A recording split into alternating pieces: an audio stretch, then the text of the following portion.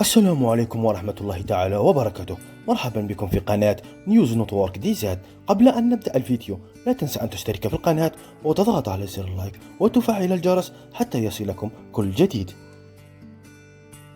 قررت المغنية الراي الجزائري المعروفة بالشابة خيرة اعتزال الغناء وارتداء الحجاب. تداول ناشطون على مواقع التواصل الاجتماعي صورة للشابة خيرة مرتدية الحجاب.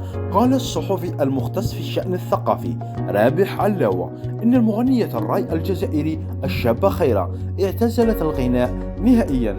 كانت المغنية الجزائرية قد هاجرت بطريقة غير شرعية على متن قوارب الموت بعد إدانتها بالحبس النافذ في قضايا نصب والاحتيال. قامت شابة خيرة ببيع فيلا فاخرة ببلدية عين الترك بولاية وهران، واشترت بها زورقا مطاطيا بمحركين المعروف باسم السارية وفقا لموقع الديوان.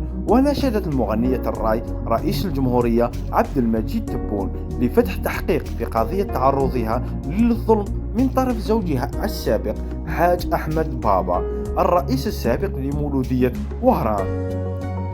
وقالت خير إنها تعرضت للظلم من طرف طليقها أحمد بابا، ووجهت اتهامات خطيرة له ولعدد من الأفراد المحيطين به. وعادت المغنية لتعتذر من زوجها وتطلب الصفح، مؤكدة أنها لم تكن في حالة طبيعية عند توجيهها الاتهامات السابقة.